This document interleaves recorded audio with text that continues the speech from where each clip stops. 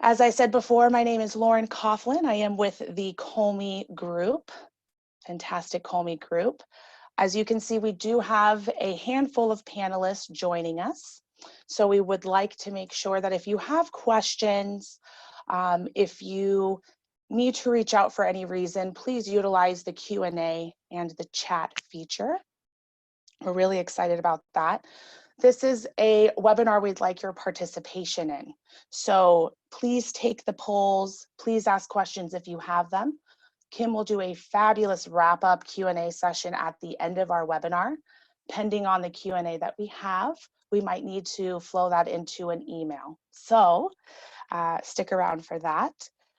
We also want to make sure that you know we'll be sending out the replay link along with your webinar goodies tomorrow afternoon. So you will be getting those tomorrow afternoon. Be sure to check your email, please. And without further ado, I think that we can start to get this webinar going. What about you guys? Awesome. So let's really talk about Kolme Group and who we are. At Kolme Group, we have built and run amazing PMOs. We have managed programs and portfolios in the tens of millions, and we have delivered the biggest and most complex projects imaginable for our clients.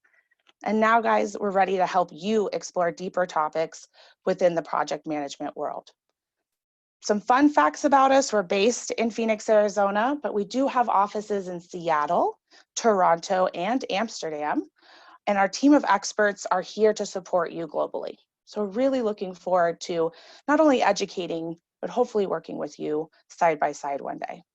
Most importantly, we know your pain point of having poor visibility, control, and reporting over a portfolio. So our main priority is to help you build a better way, a data-driven PPM.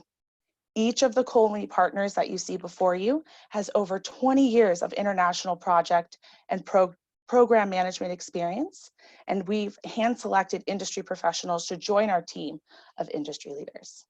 Our team has practical global experience across 5 continents, and we are just ecstatic to bring you this educational webinar series today. So who is this host, right? Who is our superhero here at the Kolme Group? So Kim Essendrup is our superhero. He has 20+ years of managing teams, projects, programs, and PMOs. He is certified PMP and a PMI registered education provider, and loves to nerd out over PPM with his colleagues and clients, which I can attest to for sure. When he's not being a PPM nerd, though, he likes to participate in endurance sports and has participated in 8 Ironman triathlons, and most recently completed with the 50-kilometer Crown King Scramble. But last but not least, certainly, Kim is a superhero dad to his 3 great kids. So Kim, thank you so much for joining us today. We're all excited to learn more about crushing conversations with our C-suite. Please feel free to take it away. Hi, everybody. Thanks for joining us today. We really appreciate you taking time out of your day to spend it with us on our webinar today, and hopefully you'll enjoy it and get something you can take back with you.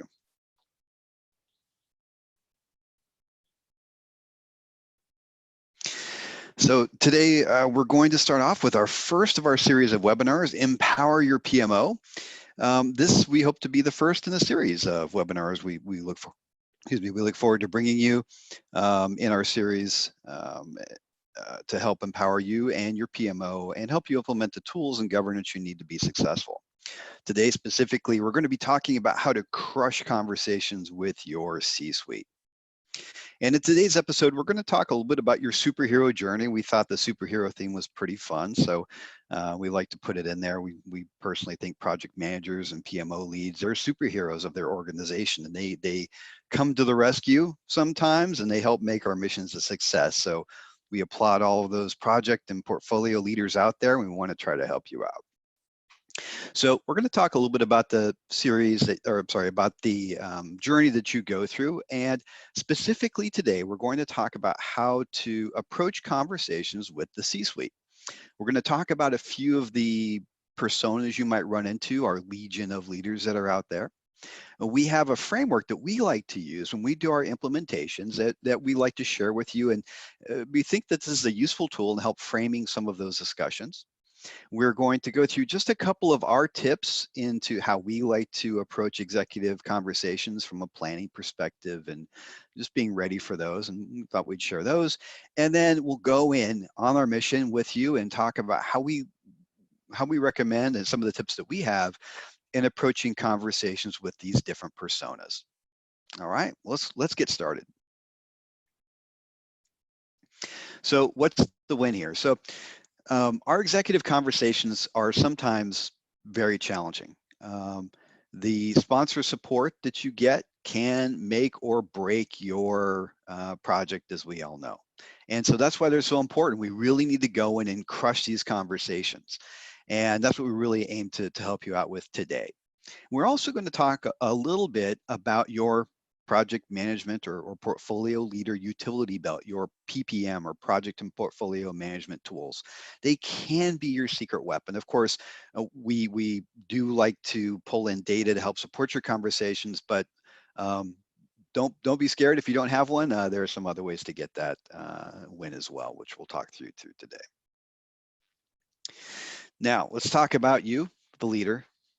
You're the PMO powerhouse, and if you're listening to this podcast, and if this kind of project management nerdery really appeals to you, then you're probably already a PMO superhero in your own right, taking care of the budget boogeyman or the dreaded scope creep, and that's great. And it's really exciting to be able to present to you today. But really, if we step back, the truth of it is that the superpowers that got us to where we are today aren't really the ones that can necessarily take us forward. The skills that help you be a great project manager when you move into maybe a program leadership, they take a little bit of growth, they put us in that position. And the same when you're a good program manager, you move into a PMO leadership, there's a power up that we want there, and we need to really be successful. And we want to talk a little bit about that today, specifically around how we approach conversations with our leadership teams. So let's talk about our league of leaders, that leadership team. Now, our leadership team is going to be different, of course, from organization to organization. And there are a lot of ways to look at the different personalities and communication styles and leadership styles that you have across the leadership team that you have to deal with. And of course, we have to consider what level in the organization are they? Are they C-level? Are they VP level? Are we talking about directors or even more, higher level line management? But overall, for today, we kind of thought it would be fun to break them up into kind of a superhero personas. And the first one, let's talk about our first persona today. And that is Mr. Factual. And when we think of a Mr. Factual, and you've probably encountered the Mr. Factuals before yourself, is that they're the ones that are very, very direct. They just say, give me the facts, give it to me now. Or you try to meet with them, I can give you 10 minutes, they're in and they're out. They don't have time for big reports. They want to make a quick decision on accurate data and move on to the next thing very quickly. That's our Mr. Factual.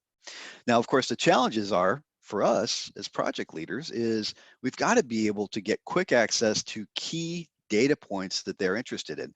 And very importantly, we've got to be very careful making sure we have reliable data, because if you've dealt with a Mr. Factual, you might know that if you misstep, if you stutter a bit on some kind of a data point, or if it's wrong, you're going to instantly lose a ton of credibility. And their strength as a leader is usually they're really on it. They can make quick decisions, they can move on them, they can support a rapid timeline. Their weakness is really making sure that as a superhero, you aim them in the right direction and provide them with the right data that they can make the right decision. So that is Mr. Factual. Next superhero we want to talk about is Gut Check. Now, a gut check, this kind of personality, you can think of them as the ones that are a little more of an intuitive decision maker. In some ways, they're maybe the opposite of a Mr. Factual.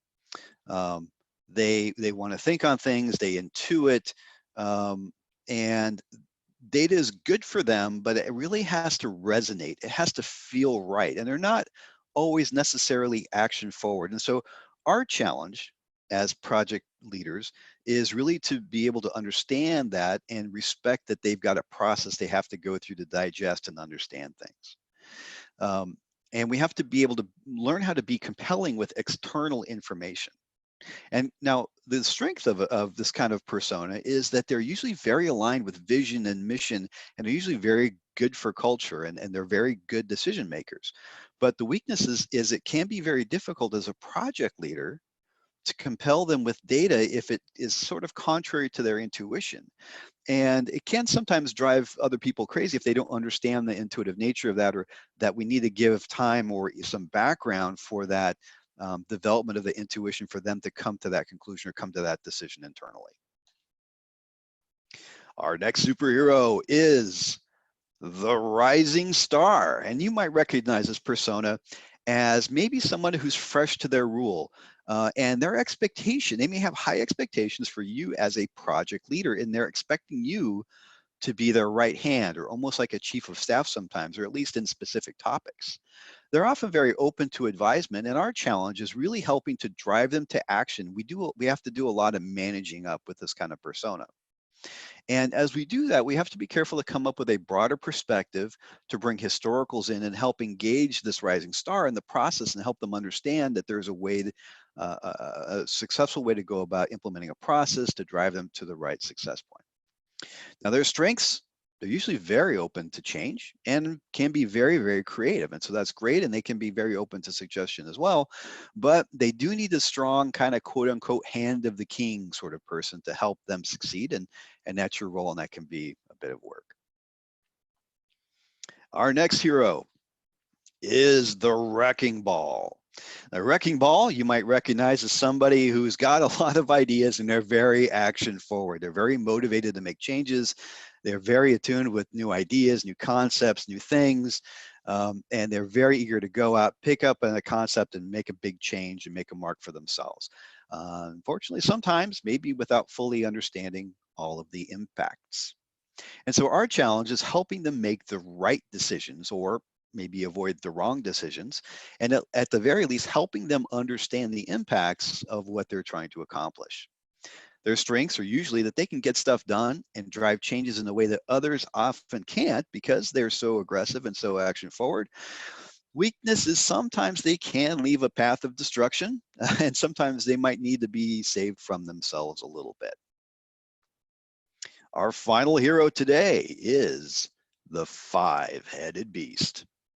And the five-headed beast represents, well, it represents a situation where you might not have a single executive stakeholder that you are able to meet with at one time. You might have multiple stakeholders or a committee that you have to coordinate. They may represent different areas of the business, different business lines or stakeholders, and they may not be on the same page. In fact, they may not even be on the same side. And you've got to manage different needs for each stakeholder. And our challenge as project leaders is getting alignment, not just from each stakeholder, but we also have to manage alignment between them. Now, their strength is that a coalition of senior leadership like this can be extremely hard to stop. They can really make a lot of important changes happen. Their weakness, of course, is that it can be really hard to get that initial alignment, and it will always take work to keep that group aligned through the life cycle of your project. Today, those are the main personas we're going to focus on. And right now, I'd just like to take a second, and Lauren is going to pop up a little poll for you. And we're really curious if you could answer this poll and let us know which of the C-suite or VP personas that you are up against in your organization. You can select multiple if you like. We'll give you just a second to tick a couple boxes. I'm really curious to see what everybody's saying. And let's wrap up the poll. And let's, if we can we share the results with everybody? All right, so looks like we've got a lot of people have the no time and just the facts man, and those that are a bit of a wrecking ball, a danger to themselves. All right, I think that's pretty much what we typically see. So now let's transition a little bit and talk about what we call it the Kolme framework. And it's a method that we've developed in our experience working with our own project organizations when we were, each of our partners were working in our own organizations. And as we came together and started working with a lot of our clients, it's a framework that we found to be very, very useful in implementing change, in particular, working on that border between how do we get the data, feed that into good decision making, and loop that back around. And so the first part of this is we're going to talk about data. And this is a three-part cycle. And the first one is data. Is we really need to focus first on the data because we can't manage, of course, what we can't see or what we don't understand. And in this area, data accuracy, accessibility, and pertinence are all really, really critical. It doesn't matter what data that you have or what information you have if you can't rely on it, and that's going to kill you in your executive conversations if it's proven to be not reliable. Furthermore, if you can't get to it without a week's worth of crunching Excel spreadsheets, that's not very useful. And furthermore, it's really got to be pertinent to those conversations that you're going to have and what you're trying to execute in your projects. And we'll talk a lot more about that later on. And we really have to, when we talk about information, as project managers, we get so tied up in our statistics, our RAG indicators and our schedule performance indicators and cost performance, that we get a little lost in that. And when we have a conversation with an executive, we have to step out of that project mindset and think about progress towards goals, toward meaningful information that an executive wants to hear. I was once told early in my project career when I was trying to present a dashboard of RAG indicators to an executive to say, I was told, don't do that. Executives don't care about your RAG indicators. They want to know how you're delivering what it is they ask you to deliver. And that's really where we need to focus the information that we're presenting to our executives. Every piece of information you provide must lead to an understanding of what's going on or drive action or a decision. And you need to also, through this process, tell a narrative that you and your executive can effectively communicate. So you have to be able to effectively communicate to your executive. And in many cases, as we'll talk about, you need to arm your executive with a story that they can take on to their leadership team above them and across your organization. Now, further to this, the second part of our bubble here is decision. Now, this is really the most frequent thing that we need from an executive, right? You need to make a decision on how to move ahead, on what we're going to do, how, are we going to do this project or not going to do this? And if we take a step back, there's a very popular notion right now of organizational agility. And in our perspective, our view on this is that organizational agility really comes down to the ability of an organization to first recognize the need to make a decision, which you get from good data that's pertinent and accessible.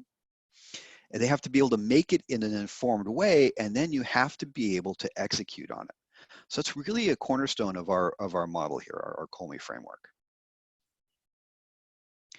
Now, to get from data to decision, we have what we call business intelligence. And business intelligence is really the ability of your PPM tool, your tool set, whatever tools you're using to be able to get access to real-time data on information on progress and risks so you can have that early warning system. It has to be accurate.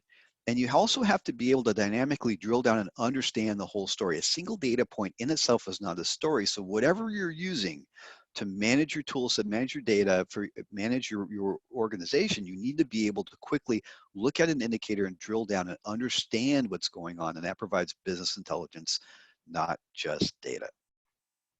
Now, let's move on to the third bubble in our data decision execution cycle. And that is really, it's our execution. And we need to, our executives can empower our delivery. And to do that, we need to be able to easily speak to how did we get to where we are? What are our problems? Those kinds of things.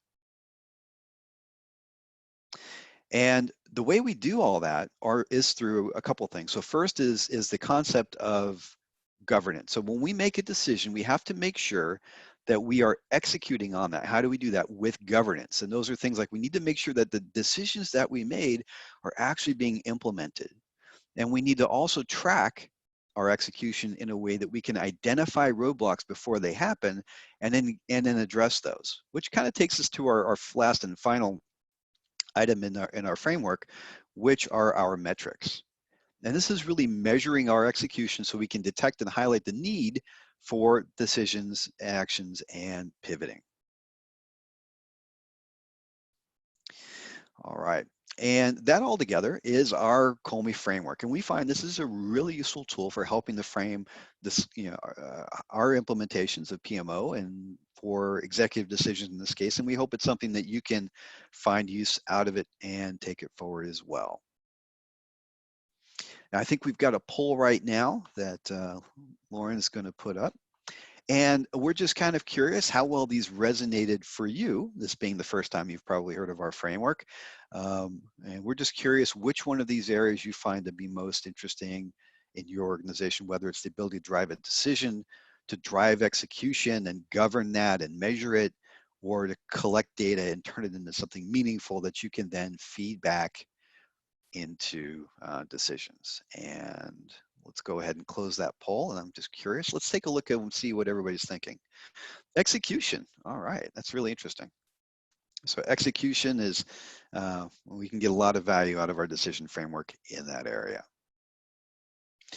All right, so now let's transition back over to our heroes. So now we've framed our conversation using our framework.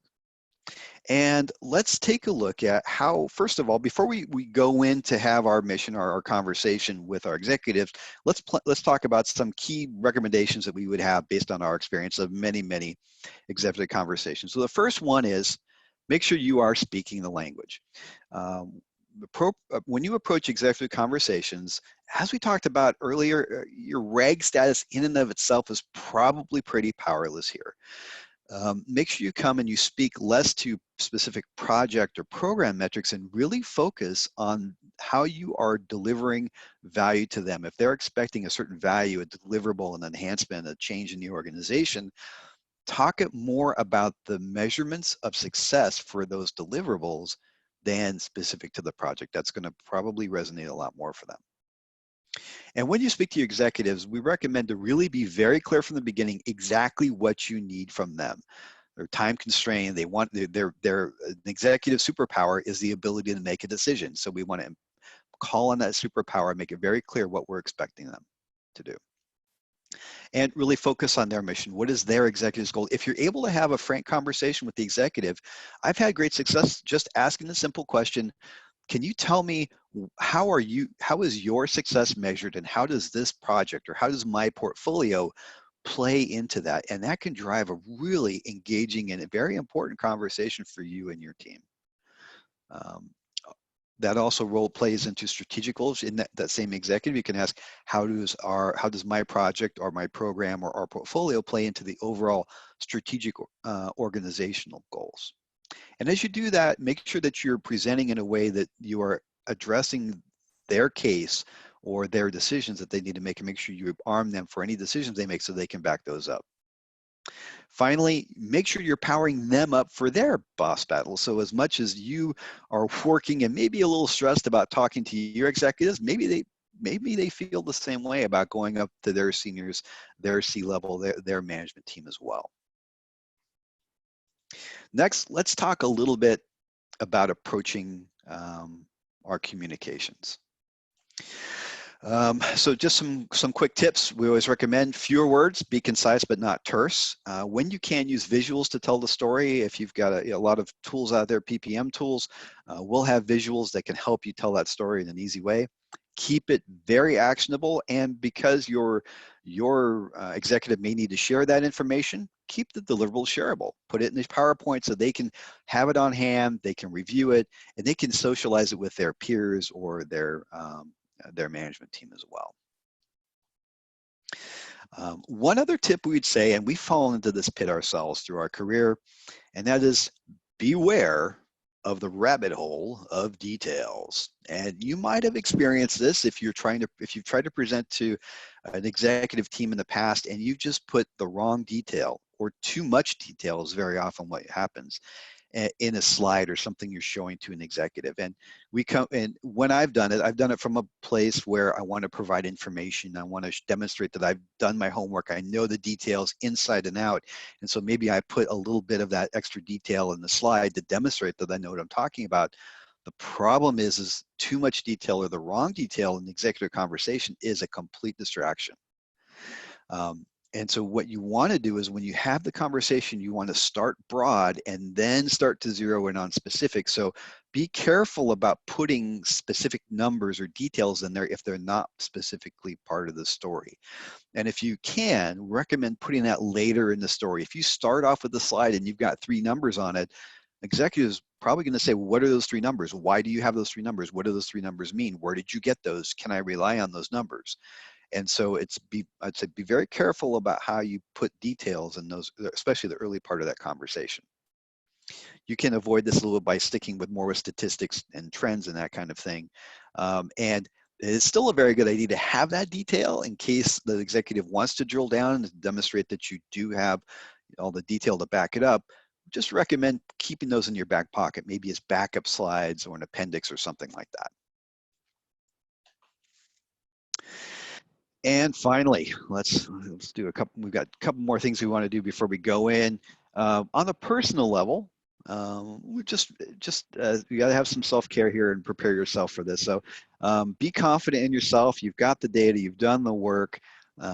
They're always a little bit nerve-wracking to go up to executive management sometime or your leadership team and have some of these conversations. You can help yourself by choosing your timing and the scene.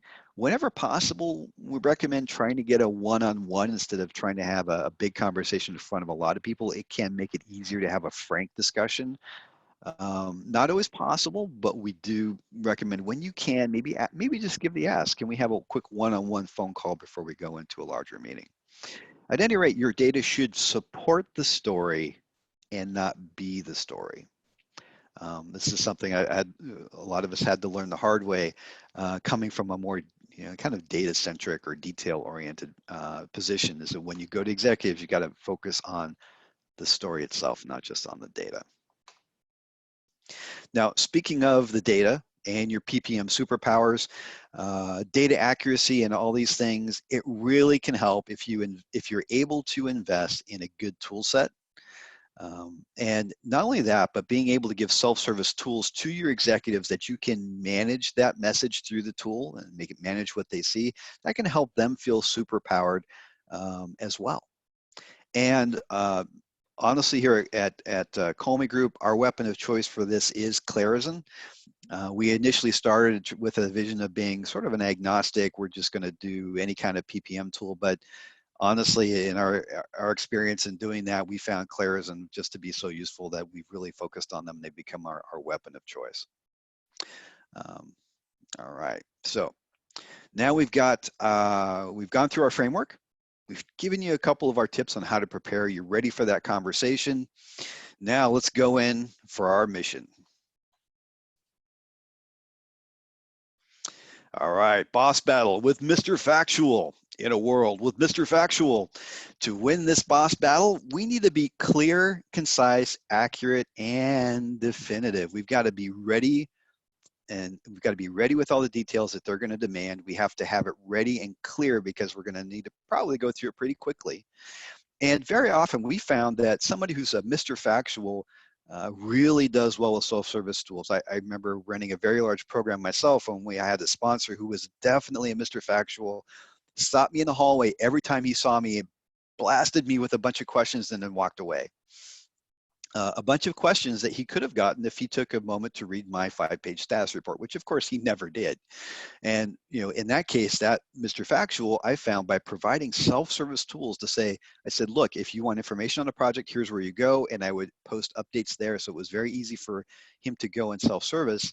He still bombarded me in the hallway, but he bombarded me with very well thought through, very well informed questions, which then really helped propel our project. Now, prepare yourself. They're probably going to be brisk if you haven't experienced that yet. And our personal tip is not to take it personally.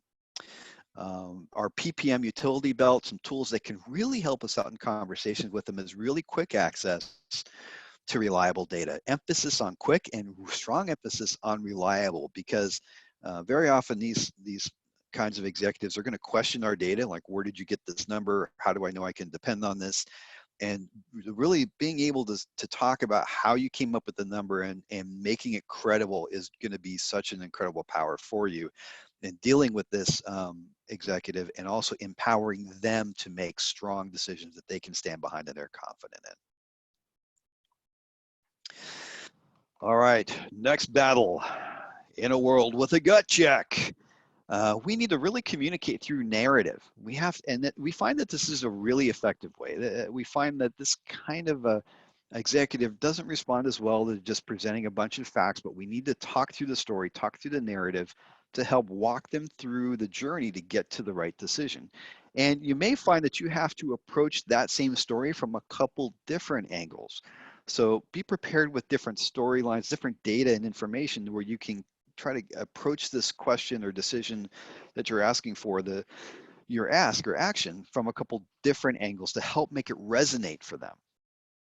Now the gut check is, they're going to want to be heard, and they're going to want to make the decision on their terms and in their timeline. And so our personal recommendation there is really just to mirror that and work together with them to make a plan, and just really listen and try to act on their perspective. The PPM utility belt we found useful here is really being able to get a big picture view of data, being able to understand the whole picture, because gut checks are very often big picture thinkers, and our ability to frame that and show that, and then show our ability to drill down into data that's supporting what you're asking for, can be a huge benefit. Because what that does is that tells the whole story from the top to the bottom. And having a good tool set can also help you pivot. You might get asked, can we look at this scenario or that scenario? And having the right tool set can help you with that too. Which takes us to our next bass bottle. Yeah, this is not a fishing podcast, sorry. Our next boss battle is the rising star. In a battle with the rising star, we need to educate these executives. We need to provide additional background and context for our data, kind of like big picture, but very often it's more process oriented. How did we get to where we are now, where we have this decision, and really providing strong background and context. And we also often need to walk through the process that gets us up to a decision or an action, and the process or the impacts that happen afterwards. On a personal level, we recommend really being prepared to teach the decision maker, especially if you're a more experienced project leader and maybe this is a less experienced executive or someone newer to the role. You may actually find that you're in a role where you're teaching them how to make decisions, and it's a great opportunity for you to help them understand your framework and your process and really help guide and support them. Also, we recommend don't assume that they have background knowledge of how you do things, especially if they're newer to your team or newer to their role. Of course, be respectful. Don't assume they don't know it, but at least if you can, maybe walk some of the process or walk some of the journey to where you got to where you're asking your ask. All right, our PM utility belt, we want to teach them the narrative. We want to give them the talking points, because not only do we have to manage our conversation with them and teach them, we have to maybe help them with their conversation, maybe a little bit more than some of the other personas, to talk that forward. And so this is where coming up with, a well put together PowerPoint presentation to walk through the process to get your charter for your project, or background and decision on some of the options. That kind of a thing where you're able to give them a narrative they can take forward can be extremely positive and extremely powerful for this kind of persona. And for this persona, we also find that leveraging historical data for past lessons learned to say, look, the last 5 times we did it, this was the result, here's how we need to take this forward, can be very, very beneficial. Our next I said it again, bass bottle. I must be have fishing on my mind right now.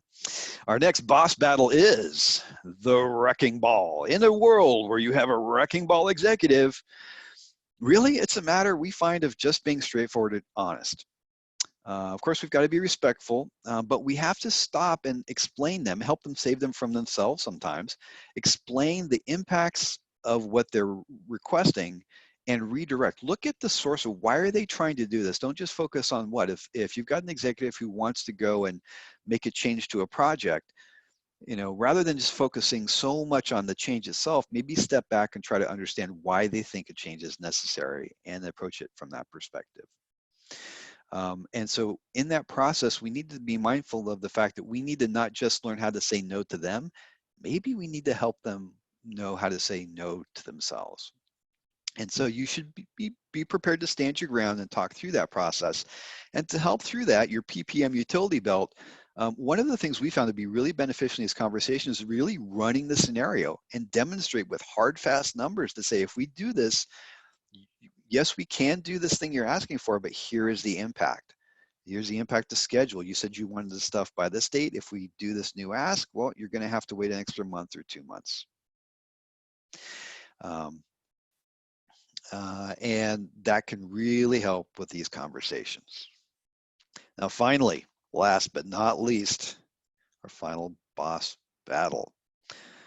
In a world with a 5-headed beast, we've got a lot of work to do. When you've got multiple executives, and you know, if you've experienced this, I'm sure you understand, it can be very, very challenging.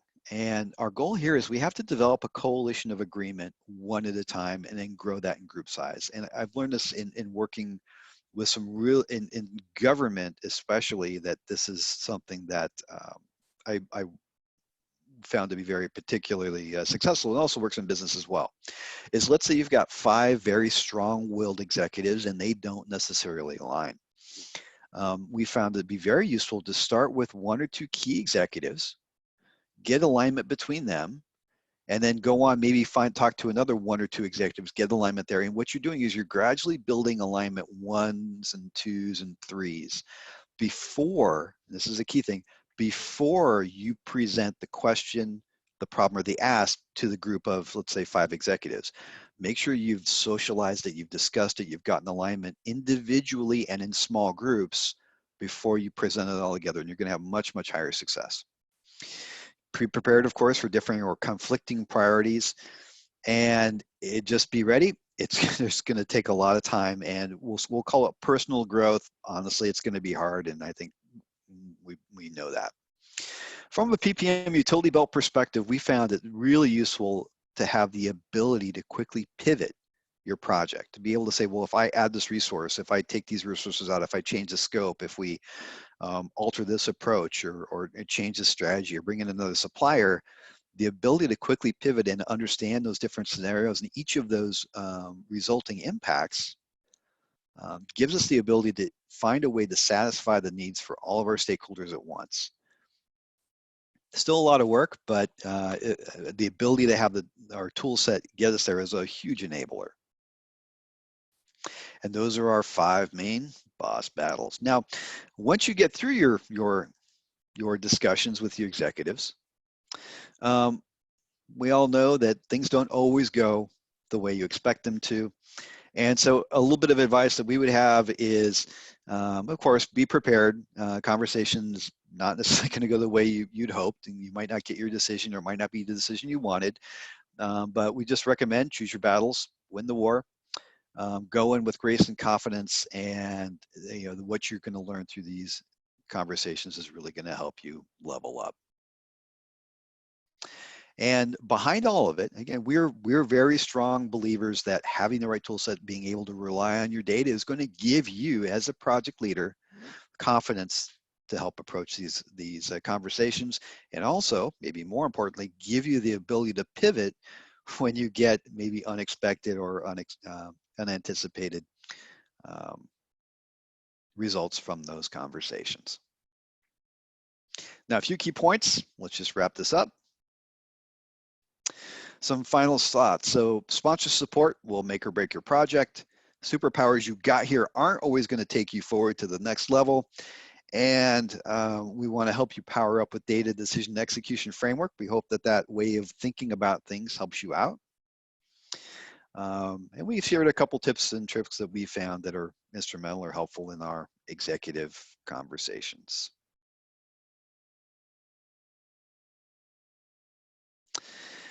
So I hope you liked our initial webinar. This is our first one, so we wanted to keep it light, maybe a little bit fun with our superhero theme. We do have some others in the works, so if you're interested, please stay in touch with us. And in fact, if you've got a topic that you're really interested in for us to cover, we'd look forward to that. A couple topics we're working on is specifically working on change management for your PMO or PPM implementation. We find this to be really interesting because the project management office is the agent of change in an organization. So how do you change the changers, right? So how you manage that change of your change agents, it's a highly leveraged activity is the way we like to think about it. So very important for the success of an organization. And then again, because we're a bit of tool nerds, we always like to talk about how to bring in the right tools to help support, because we see a really close interplay between having the right tools, getting the right data, and that driving the right decisions and execution. And that can be tough sometimes, getting investment in the right tool set. And so we're going to have a little bit of a workshop webinar on how to justify your PPM investment. We've seen a lot of organizations go through trying to figure out, okay, how do we justify and drive getting the investment in the tool set that's going to help enable us. And we've had that conversation a lot with our clients, so we want to share some tips and tricks and things we've learned from that experience. And going forward, keep an eye on your email. Maybe check your junk filter for our one-pager based on this presentation. So we're going to share all these tips and tricks with you. It's going to be called Crushing Conversations with Your C-Suite, and we really hope you get some value out of it. If you shared with us your PMI ID, we will be uploading your PDUs for today's session up to PMI for you. So that's one less thing for you to worry about as you plan to conquer the world. You can also find us and follow us on LinkedIn, Twitter, and YouTube. And if this really resonated with you and you just like to talk more with us one-on-one or nerd out a little bit about PMO or just ask how Kolme Group can help you, you can contact us at ppmanswers@kolmegroup.com, and one of us, maybe me, will reach out to you and we'll look forward to having a conversation with you. Now, moving on, we've got, I think, Lauren, I think we've got a final point, don't we? All right. Well, really what we want to do is we want to jump into our Q&A bank. We do have some questions there. I just want to let you know, Kim, I feel like a superhero after this webinar. It was so good, so good. And a bass fisherman. I don't know why, both of those. So we do have a couple of questions. Won't take more than a few moments. But the first question we had come in was, I don't have a direct access to my C-suite. How do I get my message across? That is a great question. And even if you don't, if you're not able to participate directly in those conversations, one thing we found very, very useful is really if you can create the talking points. So it's one thing to say, let's say you talk to your manager and you need them to go get executive buy-in. It's one thing to have a conversation with them and say, look, this is what I need. But it's quite another if you can help them understand the story, tell it in the narrative, and then if you can document that narrative, give them something that they can use as a talking point, which is usually just a couple slides, but really keep them action oriented, like we talked about earlier.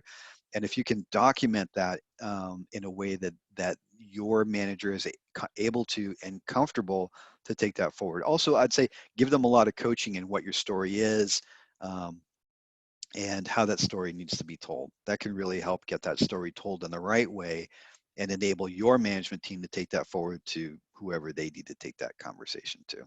Great question. Wonderful, wonderful. Action items, love it. All right, so the next one we have is, my C-suite persona seems to have a split personality. How do I deal with that? That's tough, but I think it's not unusual. We broke up our personas here to talk about how to approach them, but I don't think no one person is exactly one of those personality types. And so I think it's really a process of listening, paying attention, and trying to understand how they like to be communicated with and what their needs are.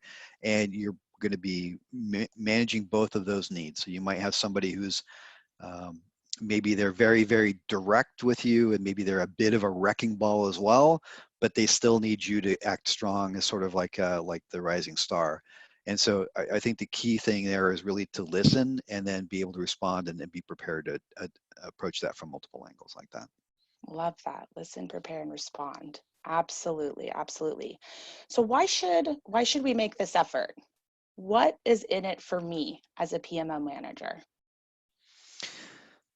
Well, that's a good question. So really, no.